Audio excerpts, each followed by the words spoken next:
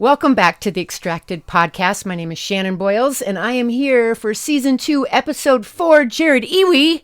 How are you, Jared? I am good. I'm a little tired. I've not been sleeping. I know, we got to work on your sleep. Yeah, well, I mean, if America would just straighten out and not pick fascists to lead us in wherever hellbound direction they choose to go. What am I saying? Sorry, it's not a political show, but I really take it.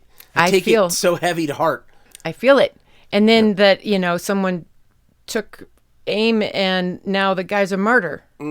Yeah, that hurts even more. But we are coming to you from the Bang Bang Bunker, which is located in Jared's basement, and it's called the Bang Bang Bunker because this is where we all hide when the bang bangs start happening.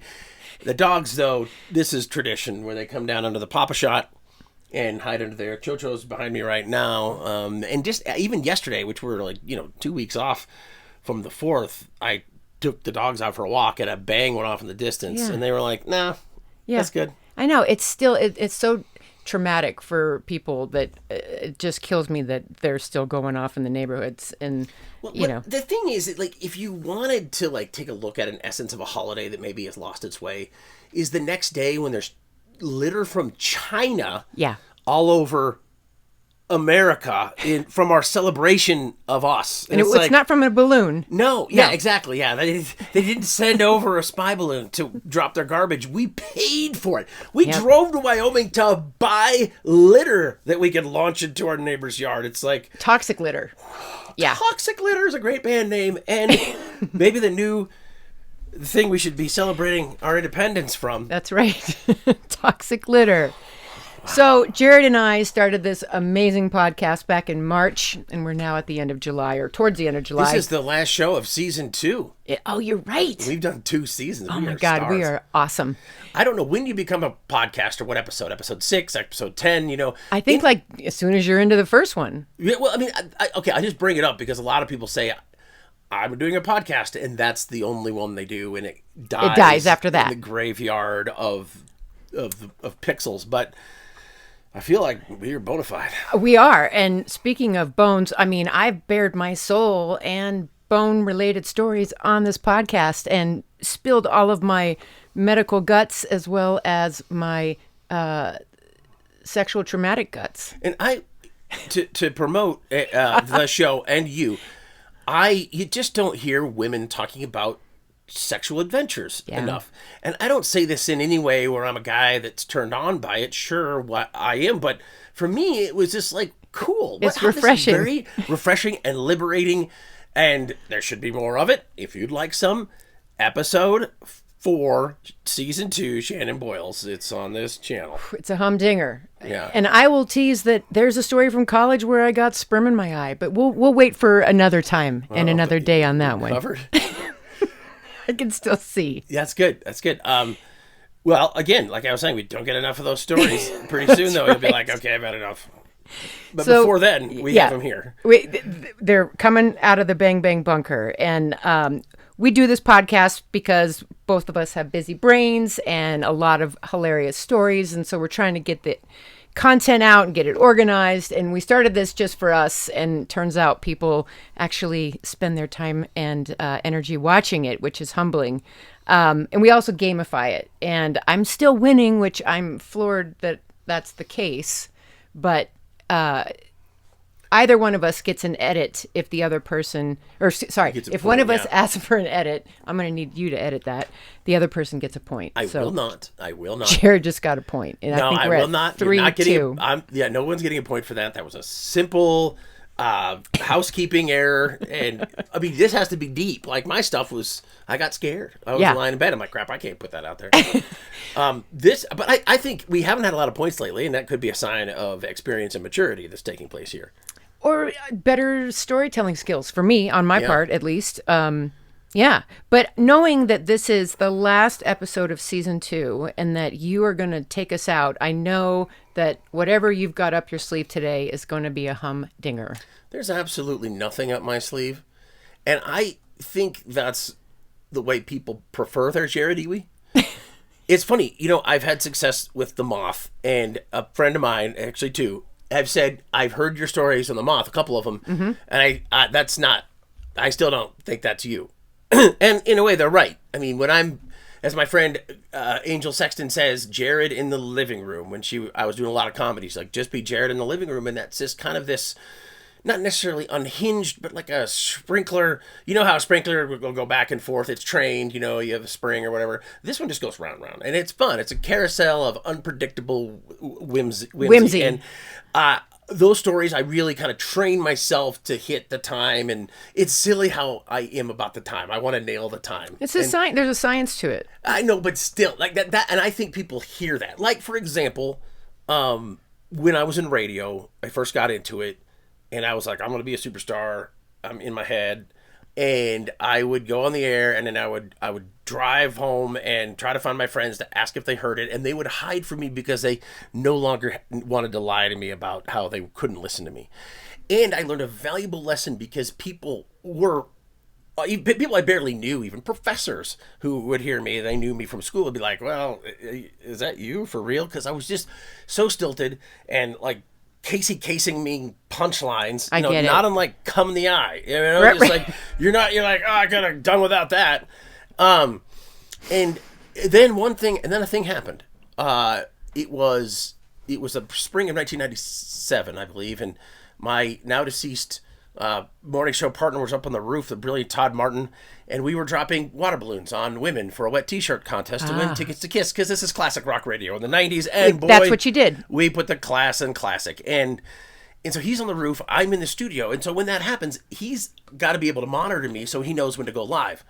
Well, a thing happened that created two things. One, his monitor wasn't working. Oh. So, A, that meant he couldn't monitor me, and B, that meant he was angry and cussing. So I come out of a 38 Special song, and I'm like, Big Dog 96.9, 106.7. Okay, we got the big wet t-shirt contest going on the roof for Kiss tickets. Let's check in with Todd Martin. And, of course, he doesn't know I'm going live. And I turn on the microphone, and he just says, I turn on his mic up on the roof, and all I hear is cussing coming up, people. This fucking goddamn motherfucking thing. I mean, he loads all of the Carlins in the FCC. Yeah, all the tops. FCCs. Yeah, I mean, it's just short of a C word of just grenading us off the air. I turn them off. Good. And I'm floating. My soul has left my body, and I'm just hovering over the Four Corners area like a lost Macy's Day parade balloon. And I say something to the effect of, okay, well, we all shared in his frustration. I guess I'm gonna, I don't know, take a cold shower. Here is, I hope to God, Phil Collins not cussing, and I hit the song. And all I could think of, and then a guy called, and he's a trucker. He's like, God, I love your show. It's the second time I heard you cuss, because I guess I didn't know this, but I was drunk one night at a live broadcast, and I said the F word, and he was there driving through the Four Corners, and he said it made his day. And a couple other people called, but they were mostly lied about it. But I was like, at that time, we were really worried. I mean, now a 7-year-old's on TikTok's dropping all the words. I know. But then that was your one outlet. And I went back to Durango, and I went to the Durango Diner, as I did sometimes. And Professor Jim Waymeyer had been there. I think he was just leaving, and he was like, that was it, man. That was brilliant. He goes, the whole restaurant heard the cussing, and we all stopped to hear what you would say.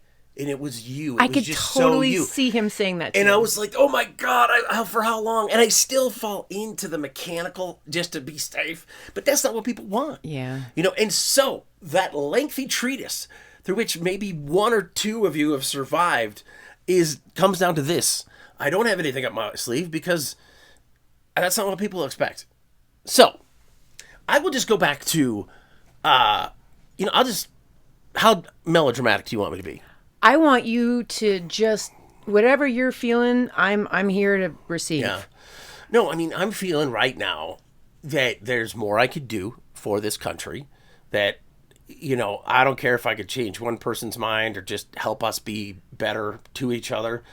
I have that ability. Yeah. And I am not sleeping right now. It's this dangerous amount of deadly insomnia.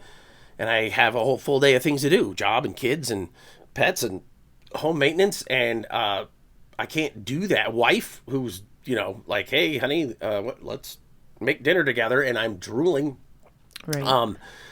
And so I just need to be bigger, stronger, better, and that can happen and the sleep will take place when I just commit a little bit more. And I do a lot. That's one thing. If you ask anybody who knows me, they're like, so shit, you're doing a lot. Yeah. You do. But I need to, if I'm going to be sleeping for just 3 hours, let me at least try to get 6 to 7 and take a couple hours of the day and dedicate it to what I can do to, and this is going to sound lofty and ridiculous, what I could do for America. Because if some kid had to wade through ocean water to get to the beach in Normandy and just saw his buddy explode, then it's not a big deal. I hear and you. I'll rest because I know I've done what I can, and it's probably going to fall extraordinarily short. But I just feel incumbent, and maybe this is the most disgusting example of self-obsessed left-wing liberalness you've ever heard in your life. But, going back to the story I told the last time I was here, when, the aliens abducted the guy and I got that radio job, I was producing kind of a progressive show that was a comedy show. And there was our flagship show was this Rush Limbaugh wannabe. Okay. And he was a terrible human being. He had a mail order bride who hated him. None of us could be around her. He didn't want anybody around her. Okay. And he wouldn't let her talk while she was waiting for him during his 3 hours of his show. Jeez. Could not stand this human being. And we're peeing one time in proximity of one another in a facility, not just Men's room. Yeah, in the men's room. And he's like, "Your show is suffering." I'm like, "Yeah, it's." What? Yeah, he's like, and he had the only ratings on the station. Like, the station really didn't have much, but he was a blip. But there. with his dick out next to you, he decides to just open season, give you his opinion. Yeah, unsolicited. Mail order bride didn't have a lot of things that were sacred to him. So so he wraps up and he's washing his hands. He goes, the difference between what you're doing and what I'm doing is you're trying to appeal to the world. I appeal to one person at a time and make them angry. And that's a great strategy, dickhead. Well, that's what's happening in this country. I know.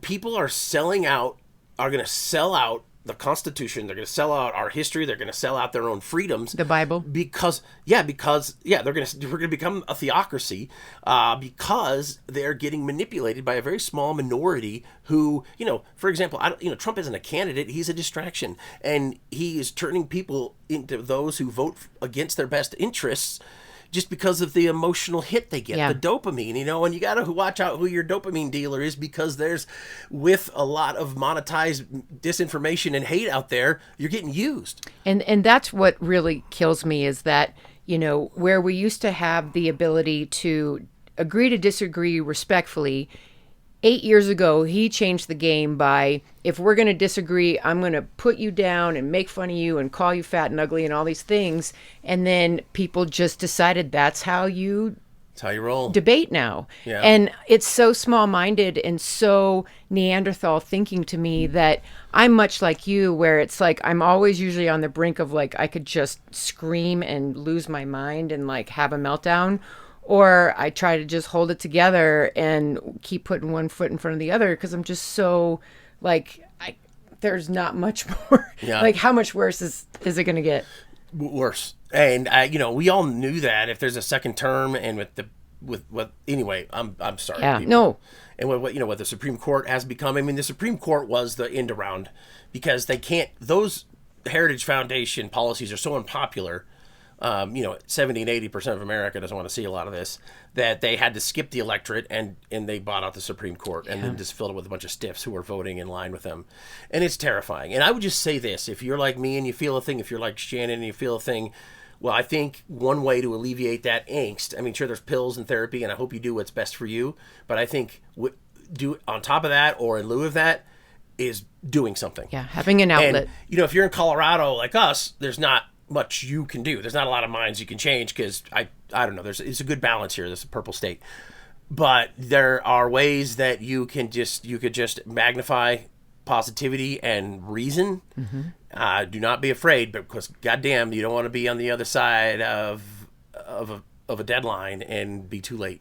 And maybe everything you do isn't enough, but you did the thing. And I think doing that thing helps alleviate that stress. And for me, it's going to have to help me sleep and feel exactly. better. And to your point, so many of us get the dopamine hit from your brilliance and your comedy that if you're not taking care of you, then none of this is going to go, because not to make you sound like more pressure on your shoulders, but you got, like you said, kids and wife, dogs that rely on you. And then you got your clients and the people that hire you for your genius and your funny. And then people like me who call you when I'm in tears so that you can make me laugh and I can just, try to forget about my shit for a minute. And so if you're not taking care of you, number one, the rest of us are hosed.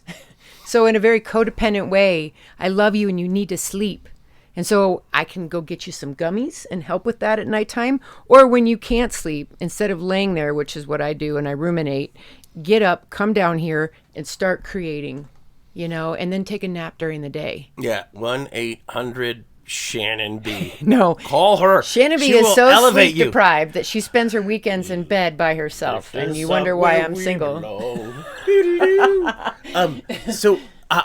Yeah, and I think even before I go to bed, just do a thing. Do a thing. Start like a thing, and it doesn't need to be that's mushrooms. The thing. Like more people than I know a lot of people that have become Trump fanatics, and these are really, really good people. And I know they don't align with him morally, but they are just kind of sucked into that vortex, which over years and years of pounding away at their psyche about, elitist liberals and they're not being, thought of as equals, whatever it is. That's what they are. And I want to reach them too, just to maintain the conversation because we are too disconnected right now. Yeah. And, that has just been part of the so-called evolution of our technology, and it's easy just to unplug and look at your echo chamber, and I don't want to be a part of that. But you're a uniter, Iwi, and that's what this country needs. And I see where, remember that show in the 80s, Real People, that TV show?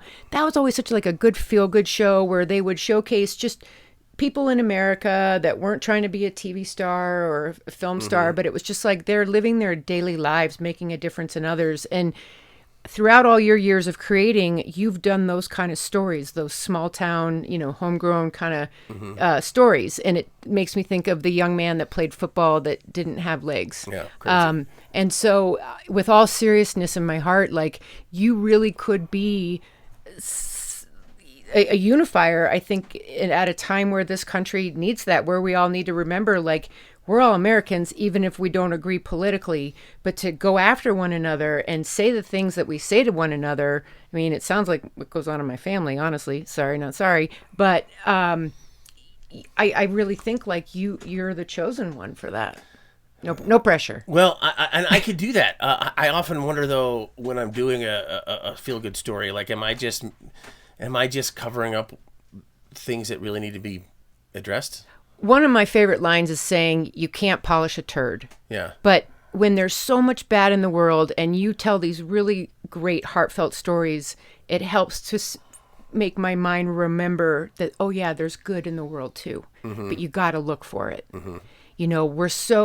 The bad is so in our face all the time that you have to almost look around it, see through it, to see the good, to remember.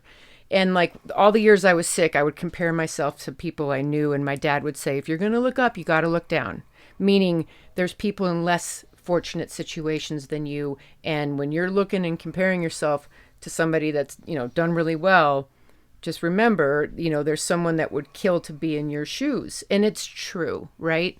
And I'm not trying to invalidate anything you've said, but just practicing gratitude for me was a great way to get my mind out of certain rabbit holes and to remember okay, what's my purpose? What did the creator who made me put me on this earth to do? What's my job here on earth? And yours is to bring brilliance and comedy and deep thinking and, just very contemporary thought all rolled up into one funny Iwi. And you've been that way since I met you in 92. No, I'm not. I have Shut two up. things to say. I have two things to say. Shut up. This is my episode. You're Suddenly, delusional, boy. it's mine. I'm a smelly guy in my basement. You're fucking delusional. Okay, but let me just tell you a couple things. And you're not Break it delusional, down I'm for just me. Kidding. Two things. The two things I'm going to do.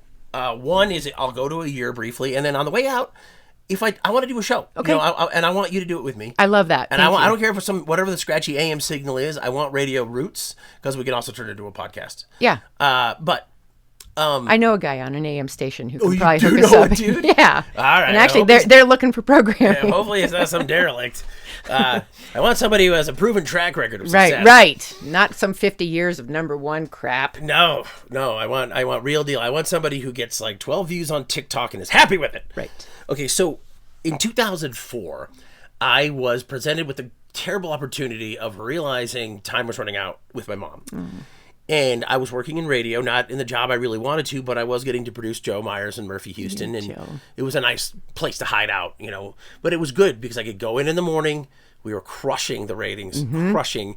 And then I could get home and be with mom all day. And Joe helped me, and she took my mom, kind of became a friend and very lovely. Love you, Joe. But what I was realizing, and without, not even cognitively, not even consciously, it was just picking up on the vibe around you when the wheels are coming off in the medical community about what can be done, is we just started doing things. And it was the 2004 election. I was just shocked as shit that people were going in the direction we were going.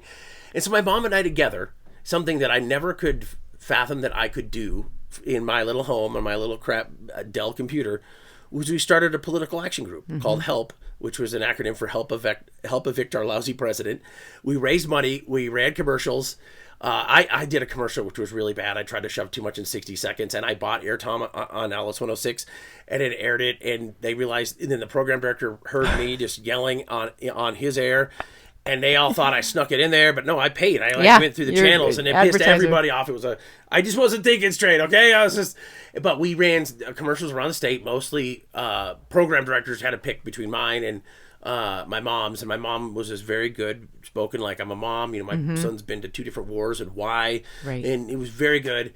I remember one of my program director friends, or she was the general manager of a station, Sarah Olson, fantastic human being. She's like, Jared, I love you, but man, your mom's is so much better. And of course, I'd already run the one on Alice, which was just terrible. It was me trying to fit way too much. But you got their attention. Well, right. I was trying to do the MoveOn.org thing, which I had one with that rant video into a radio spot, and it was just a machine gun of grievances. But anyway, the point is we did something. Yes. And we raised the money, and we moved people however a little bit, and I have a feeling that there's things are becoming more and more certain every day. But the thing that we can push is that despite the hellfire and doubt, or not even doubt, the hellfire and certainty of dismay, yeah, that we can, only thing we can do is work our ass off for each other and the country, and do it for what we believe in, and with the skills that we have. And that's what I did in 2004 with my mom in a sweaty hot summer, and made this little thing happen. Just did things together. We entered a writing contest together, and I won that contest, and it kind of helped me in that direction. And I look back to that time. I remember that the week after she died, I headlined a comedy club, and it went crazy. And I'm lying in the hammock looking at the blue sky through the leaves of the cherry tree that had been in our backyard, thinking, this isn't that difficult. It's just going and doing. So I think, as I said in the last show, and by the way, I said Helen Hunt from The Incredibles. No, it is... Laura Linney? No. Oh. It's Holly Hunter. Holly Hunter. Love her. But anyway, Holly Hunter, doubt is no longer a luxury we can afford. So... Yeah. Choo-choo, move forward. Second thing I'm going to bring up, moving out of time, is if we did a show, my aspirations are to make change politically, but what is that show? Because you talk about unifying, and you know how people didn't like me when I was on the radio in the beginning because I was too fake? A lot of people don't like me when I'm too political. They feel that, yeah, Jared, you're funny and you're a uniter, but I always feel like I've got to be doing something. So what do we do? What in your mind is that show on the scratchy AM signal? In a way, if it could somehow be so well crafted to where the things that are said are, you can't discern what the talent's political standing is. You hear him going off about things all across the board. I don't know. Or because you don't want them to shut it off and not give you more than like the first 5-10 minutes. But that's the hardest part, is how do you stay true to yourself and then not try to squelch your voice or limit yourself, but then not alienate differing opinions. Well, the thing is, and that's one thing, it's a good point, but you can't appeal to everyone. That's a failed mission there. My whole life, I always thought like just people never liked me. And now as an adult, it's just like, I'm not everyone's cup of tea, but I'm okay with that. Yeah. And just like what you said. And that's what I need to be better at. When I just did, that showed you that comedy work clip, and so good. And people like it when you dig things, and I called that one guy a ginger Gandalf, which I feel bad about. I made amends. It was loving sounding, and I didn't see him in the audience, so I imagine he had a big beard and it was red. Yeah, it was. But that wasn't mean.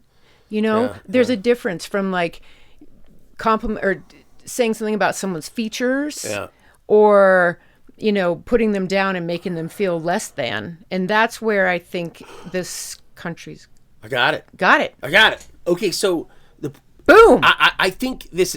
I wrote a piece about my roommate who had killed himself. Yes. I found a note that I wrote to my parents the day after, and I posted it on Facebook and just said, if you're rooting for people who are punching down, then you need to rethink, because there's lives at stake. That's the premise. Yeah. We're not punching down here, and if you're rooting for people who are punching down, what's your problem? Yeah. The new workout is lifting people up. And I don't want to sound like, the second coming of Richard Simmons getting all giddy. No, you are spot on. Where it's got to be, because right now we're relying on, we're putting people in power who are so weak and so amiss in a sea of degenerativeness that all they do is attack. Scapegoat, which is a terrible, terrible word. I mean, going back to the Holocaust and beyond. Absolutely. History, it no longer repeats. It just starts to rhyme. And your point about lifting everybody up, and my whole thing in life is making sure that everybody has a seat at the table, and that, all voices are represented, and that things are more egalitarian and equitable. And I think you just hit the nail on the head, and like, that's what it's going to be. I think that's it. That's it. Okay. We might be at our 30. I don't know. I just went heavy on caffeine today. I haven't slept a lot, and I just rocketed. I love it. I mean, if you feel like, hey, I feel good about it. All right, we're off. We're going to go strategize. This is it. Okay. Well, remember, the one thing we learned today is wear goggles around erect penises.